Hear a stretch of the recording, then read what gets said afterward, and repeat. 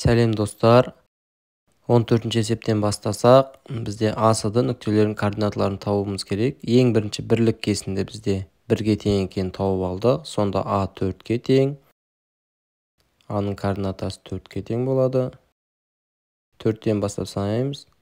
С сонда 9-ға тең. Ал Д координатамыз сонда 10-ға тең болады.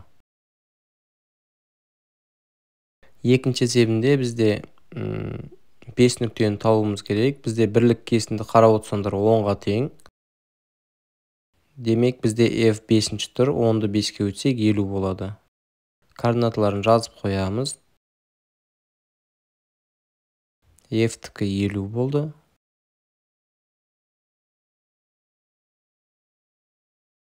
N координатасы 7-ші тұр, демек 10-ды 7-ге өтсек 70 болады.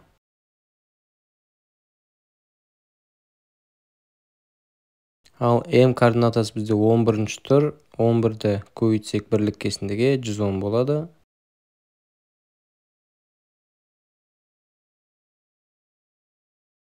L бізде 14-ші тұр, демек 140 болады координатасы.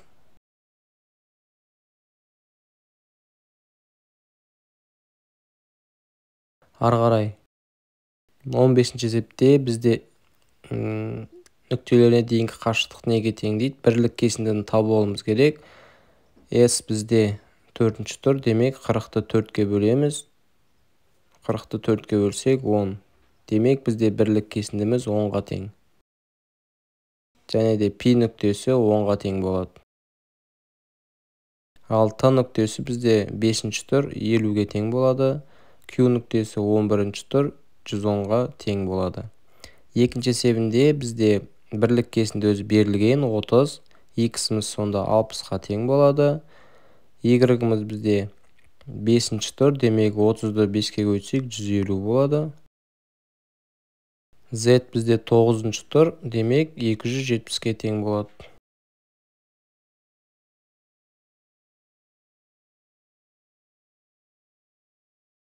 Ары қарай 16-ші есепте бізде тауық, күрке тауық, қаздың массаларын координаталық сәулеге салуымыз керек. Ең кішісі 5 кг, демек бірлік кесіндісін 5 кг-ға тең ғып алуымыз керек. 5-тен кейін бізде 10 болады. Бізде 10 деген бар. Қаздікі 20 деген бізде күрке тауықтікі. Міне осылай орналастырамыз. Ары қарай екінші есебінде бізде 4 секіру ұзындығы бар екен аңдардың. Бізде бірлік кесінді 1-ге тең деп алдым. Демек 1-ден кейін бізде кенгурудікін тапсақ 7 метр. 7-ге дейін санаймыз. К деп қояйық. Бөкендікі бізде 10 метр. 8, 9, 10. Ары қарай қабылан бізде 11 метр. 10-нан кейін орналасады. Ары қарай қос аяқтікі А мен берілген 2 метр. 1-ден кейін орналасады. А координатасы болады. 17-ші есепте К11 нүктесінің сол жағында 4, оң жағында 3 бірлік дейді. Бірлік кесінді 1-ге тең деп алдым. 11-ді тауып аламыз. К деп белгілейміз. Сол жағында 4 бірлік болса, 4 рет сол жаққа қарай жылжимыз. Сол жаққа 4 рет жылжысақ, 11-ден 4-ті ала салуға да болады. 7. А деп қояйық. Енді оң жаққа қарай 3 бірлік болса, 11-ге 3-ті қосамыз демек. Сонда 14 болады. Сонда жауаптары А координатасы бізде біріншісінде 7-ге тең болады. В координатасы екіншісінде 14-ке тең болады. 18-ші есепте бізде координаталарын табуымыз керек. Бізде 600-ді енді демек 6-ға бөлеміз. Бірлік кесіндіміз сонда 100 санына тең болады. М нүктесі екінші орналасқан, демек 200. координаталарын бірден жазып отырайын.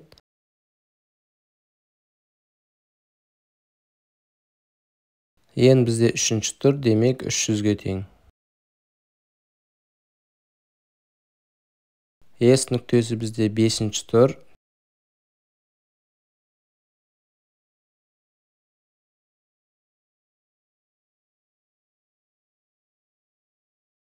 К нүктесі 600-ден кейін 7-ші тұр, демек 700-ге тең болады.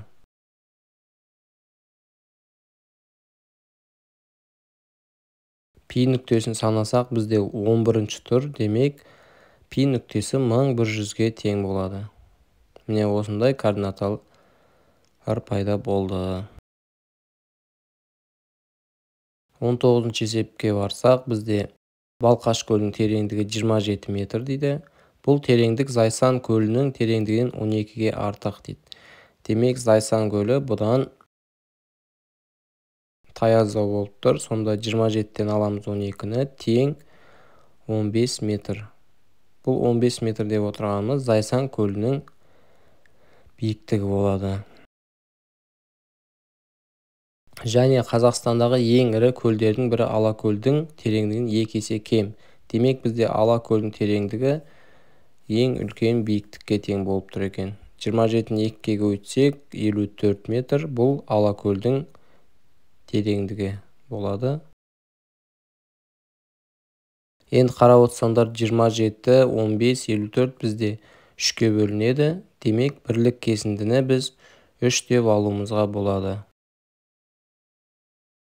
Енді ең кішісі 15-ті 3-ке бөлсек 5, 5-ші бізде сонда 15 саны орналасады екен. Бұл З деп қояйық. Екінші Балқаш көлі 27-ні 3-ке бөлсек 9-ші орналасады 27.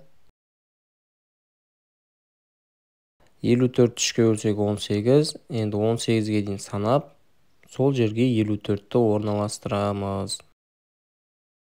Бұл бізде Алакөл болады.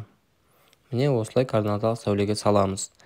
20-ші есепте А нүктесі координатасы А-ға тең, оңға қарай, солға қарай 2 бірлікке орналасқан В нүктесінің координатасын табыңдар. Ең бірінші оңға қарай 2 рет жүрсек, бізде білесіңдер, оңға барсақ қосылады, А плюс 2 болады. Бірінші сонда В-ның координатасы А плюс 2-ге тең болады. Солға қарай 2 бірлік болса, бізде керісінше білесіңдер аламыз. А минус 2 болады.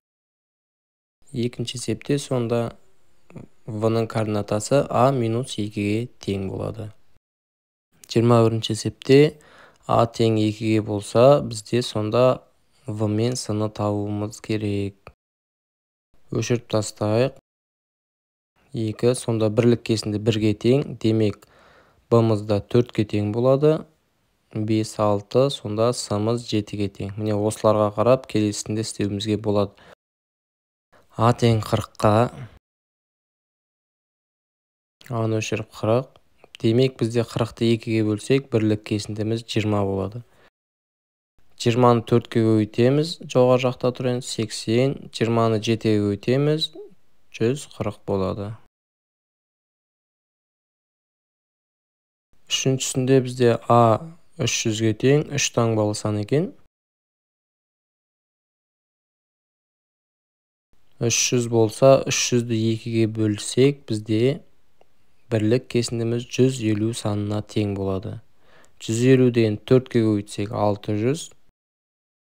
Ал 150-ді 7-ге көбейтсек, С-ның мәні сонда 1050-ге тең болады. Не осындай координаталар шығады. 22-ші есепке барайық. 15 санын координаталық сәуледе белгілеу үшін координаталар басынан бірлік кесіндіге тең 15 кесіндіні салу керек. Міне, бірлік кесіндіміз 1 болса, онда 15 кесіндіге тең. Егер осында кесінділердің әрқайсының ұзындығы 3 бірлікке болса, онда бірлік кесіндіміз 3-ке тең. Демек, 15-ті біз 3-ке бөлсек, бізде 5 кесінді пайда болады екен. Қазір координаталарын жазып қояйық.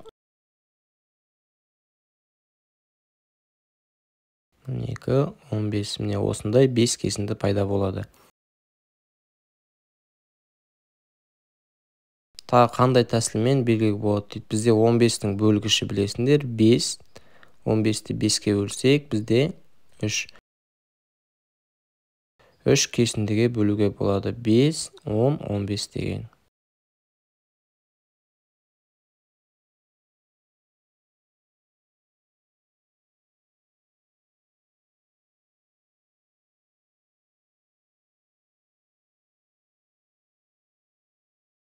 Жиырма төртінші есепте бізде еліміздегі бұқтырма су қоймасының ауданы 5490, ал Братсктікі 5470 дейді. Қай су қоймасының ауданы үлкен? Бізде ондықтарын салыстырамыз, сонда 9 үлкен болады. Бізде бұқтырма су қоймасының ауданы үлкен. Екінші есепте бізде барлық жалпы ауданы табуымыз керек. Ж деп белгілейміз оны. Бізде берілгенде ең көбін аламыз. 2.724.900. Енді екіншісі құрлық ауданы дейді. Құрлық бізде демек ең азы болады. 2.699.700 квадрат километрге тең. Су қорының ауданын табуымыз керек. Су қорының ауданын табу үшін бізде жалпыдан құрлық ауданын алып тастаймыз. 2.724.900 санынан азайтамыз. 2.699.700 санын.